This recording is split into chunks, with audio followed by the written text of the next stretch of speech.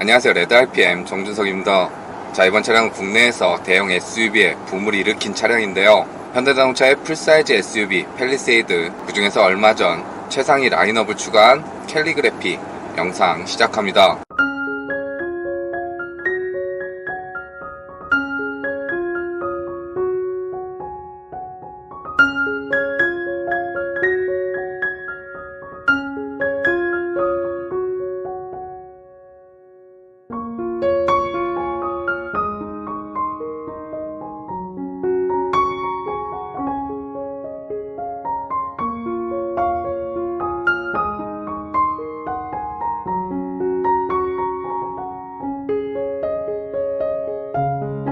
자, 먼저 디자인은 기존 팰리세이드를 베이스로 캘리그래피 모델만의 전용 디자인을 추가해주면서 변화를 주었는데요. 그 변화는 먼저 선보인 산타페 인스퍼레이션과 동일한 방식을 취하고 있습니다. 그로 인해 그릴 내부 그래픽은 수많은 삼각형들이 나열된 꽤 독특한 패턴이 새겨진 형태로 변화를 주었고, 범퍼 하단 스키드 플레이트도 그릴을 감싸고 있는 몰딩 장식과 색상을 맞춰주면서 디테일을 더해준 디자인을 표현해주고 있는데요. 이외에는 요즘 현대자동차가 SUV 라인업에 즐겨 사용하는 상단과 하단을 분리한 컴포지트형 램프라든지 세로 형태의 DRL 데일라이트 램프 구성 등 기존 팰리세이드와 동일한 구성을 갖추고 있습니다. 거기에 레인포레스트와 시에라 버건디 두 가지의 외장 컬러도 추가를 해줬는데요. 그중 해당 차량의 외장 컬러인 레인포레스트는 캘리그래피 모델만 적용되는 외장 색상이라고 보시면 될 것 같습니다.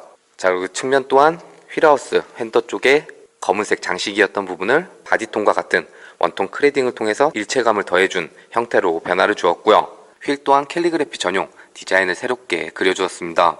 휠 디자인은 꽤 복잡한 선들이 만나서 이어진 형태를 보여주고 있고, 중앙부를 봤을 때는 하이브리드 모델에서 즐겨 사용하는 형태와 꽤 유사한 구성을 보여주고 있고요. 휠의 사이즈는 20인치 크기를 가지고 있고, 타이어는 미쉐린의 프리머시 투어 AS 20인치 타이어가 장착이 되어 있습니다. 자, 그리고 리어 후면부 또한 기존 팰리세이드와 큰 변화 없이 범퍼 하단 스키드 플레이트의 디자인을 변화시켜주며 디테일을 더해준 형태를 보여주고 있고요.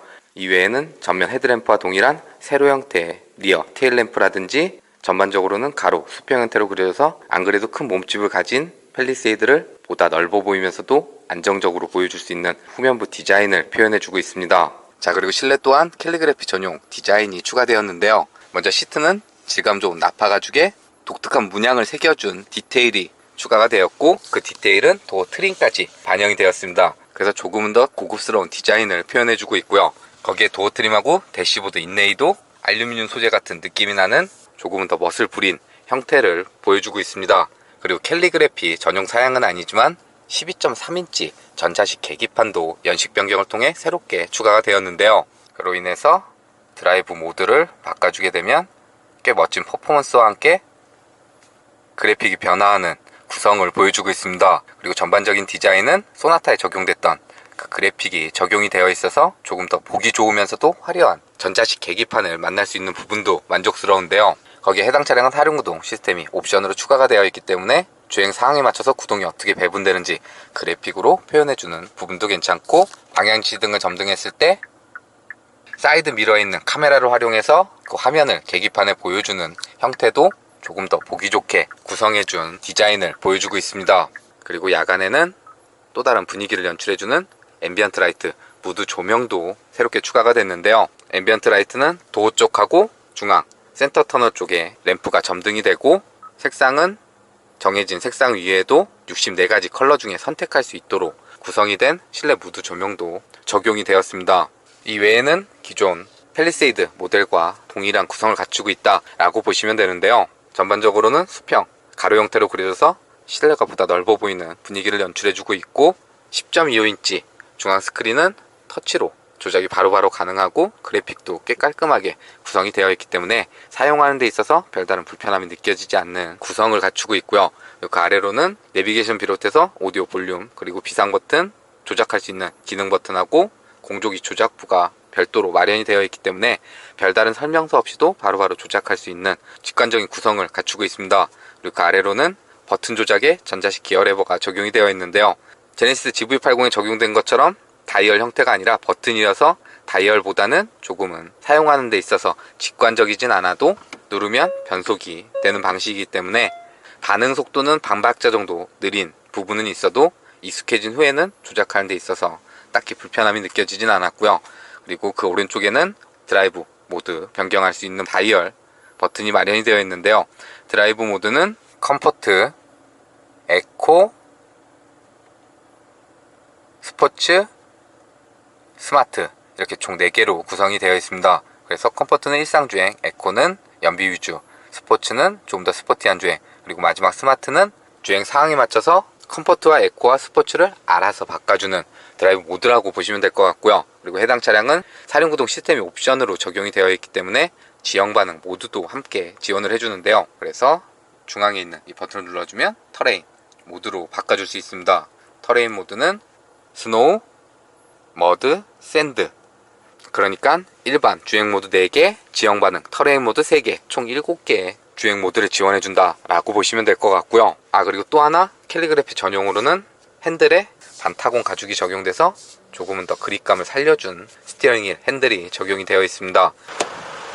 자, 그리고 해당 차량은 7인승 모델로 2열 시트가 각각 독립된 형태를 갖추고 있는데요. 그로 인해서 2열 시트에 착석했을 때 보다 편안한 공간을 연출해주고 있고, 2열 시트는 앞뒤로도 이동이 가능하고 등받이 각도도 조절을 할 수 있도록 구성이 되어 있습니다.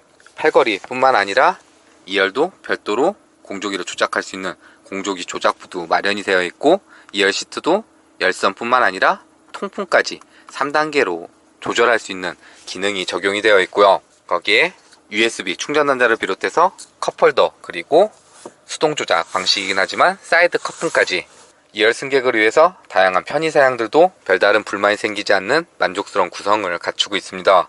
자, 그리고 팰리세이드는 3열 시트도 마련이 되어 있기 때문에 2열 시트 위쪽에 있는 이 버튼을 눌러주게 되면 앞쪽으로 슬라이딩이 돼서 3열에 보다 편하게 탈 수 있도록 구성을 갖추고 있습니다.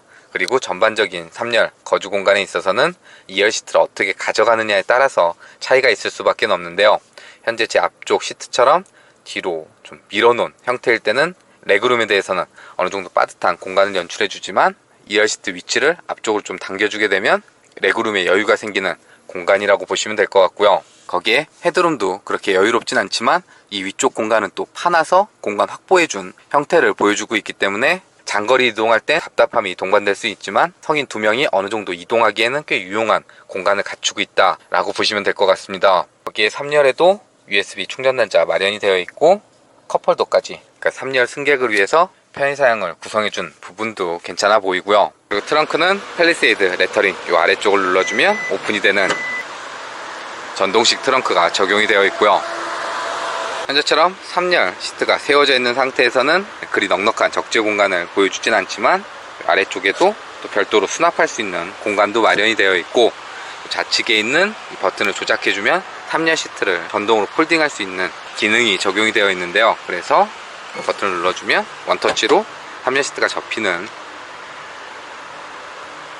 모습을 볼 수가 있습니다. 그리고 또 반대쪽도 이렇게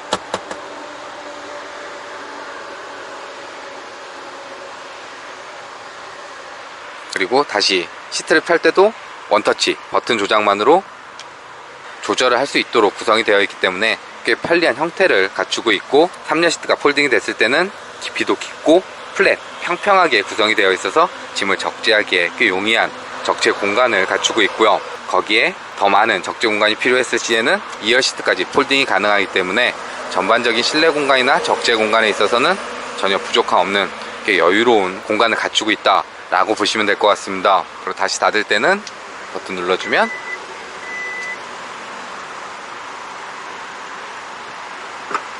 자, 먼저 해당 차량은 팰리세이드 2.2 디젤 모델의 내외적 전용 디자인을 더해준 캘리그래피 모델로, 그러니까 주행 성능에 있어서는 기존 모델과 동일한데요.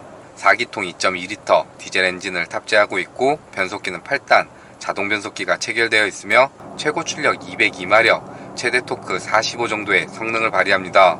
그러니까 팰리세이드가 속한 해당 세그먼트에서 기대하는 6기통 고배기량 엔진이 가진 여유로움보다는 대형 패밀리 SUV로 일상 도심을 함께하기에 딱히 부족함이 느껴지지 않는 동력 성능과 더불어 어느 정도 연비 효율성을 고려한 파워트레인이 적용이 되어 있다 라고 보시면 되는데요. 그로 인해 가속 페달을 좀 깊게 가져가서 순간적인 힘을 요구할 때나 일정 영역 이상의 주행에서는 속도가 상승되는 데 있어 더딤을 가지고 있긴 하지만 초반 가속이나 일상에서 가장 많이 쓰는 속도 구간에 있어서는 별다른 부족함이 느껴지지 않는 동력 성능을 제공해 줍니다. 거기에 정차, 아이들링 시에나 저속 주행에 있어서는 디젤 엔진이 가진 주행할 때 불쾌감을 전달하는 소음과 진동에 있어서 어느 정도 전달이 되는, 그러니까 4기통 디젤 엔진을 품은 티를 내긴 하는데요. 단 일정 속도에 도달해서 주행이 이어지는 상황에 있어서는 딱히 불쾌감이 전달되지 않는, 그러니까 운전할 때 피로도를 누적시키는 소음과 진동을 최소화시켜 주도록 세팅을 다듬어 준 부분은 괜찮아 보입니다. 자, 그리고 엔진과 맞물려 있는 8단 자동 변속기는 출력도 매끄럽게 전달해 주는 편이고 각 단으로 변속되는 시점에 있어서도 꽤 부드러운 반응을 보여주는데요. 물론 변속 타이밍에 있어서는 그렇게 적극적인 편은 아니지만 엔진과의 조합이나 전반적인 반응에 있어서는 차량 성격에 부합하는 적절한 세팅을 가지고 있습니다. 자, 그리고 승차감은 부드러운 편안한 승차감이 주를 이루는데요. 물론 주행 상황에 따라서는 2열에선 간혹 튀는 듯한 반응을 보여줄 때도 있고 1열에서도 노면 상태에 따라서 잔진동이 전달되는 모습을 보여주긴 하지만 차 크기가 가진 여유로운 공간을 기반으로 어떤 좌석에 착석하더라도 어느 정도 편안한 이동이 가능한 승차감을 연출해주는 부분은 팰리세이드가 가진 주행 성능 중 가장 돋보이는 요소가 아닐까 여겨집니다. 거기에 핸들 조향이나 브레이크 제동력 또한 즉각적인 민첩함보다는 여유로운 반응을 보여주는데요. 그로 인해 핸들 조향은 직결감까지는 아니지만 조향하는 대로 별다른 이질감 없이 반응을 해주는 편이고, 브레이크 제동력 또한 즉각적이진 않지만 일상 주행을 하는 데 있어서 딱히 부족함도 느껴지지 않는 제동력을 제공해 줍니다. 자, 그리고 적지 않은 몸집을 가지고 있기 때문에 주차를 할 때나 좁은 골목길을 빠져나올 때는 차량 크기에서 오는 어느 정도의 부담감이 전달이 되는데요. 단 도로에 진입을 하게 되면 전방 시야라든지 측면에 잡힌 사각지대, 그리고 루미러를 통해 보이는 후방 시야에 있어서는 꽤 열린 시야를 연출을 해주기 때문에 덩치에서 오는 부담감을 줄여주고 운전을 조금 더 수월하게 만들어주는 부분도 괜찮아 보입니다. 거기에 외부에서 유입되는 풍절음이라든지 타이어가 노면과 맞닿는 하부 소음에 있어서는 주행할 때 딱히 불쾌감이 들지 않는 실내 방음을 보여주는데요. 단 일정 속도 이상에서는 타이어가 노면과 맞닿는 하부 소음보다는 전면 유리와 A필러를 통해 들리는 풍절음이 조금 더 실내로 유입되는 편이었습니다. 자, 그리고 운전자 지원 시스템도 별다른 변화는 없는데요. 먼저 크루즈 컨트롤은 자동차 전용 도로니까 속도는 90km로 설정을 해놓도록 하겠습니다. 그러면 가속 페달과 브레이크 페달을 별도로 조작하지 않아도 앞차와의 거리를 계산해서 지정해놓은 속도 내에서 주행이 이루어지는 스마트 크루즈 컨트롤이 적용이 되어 있고요. 거기에 차선과 차선을 인식해서 차선의 중앙을 잡고 핸들을 조향해주는 차선 유지 어시스트 기능도 반영이 되어 있습니다.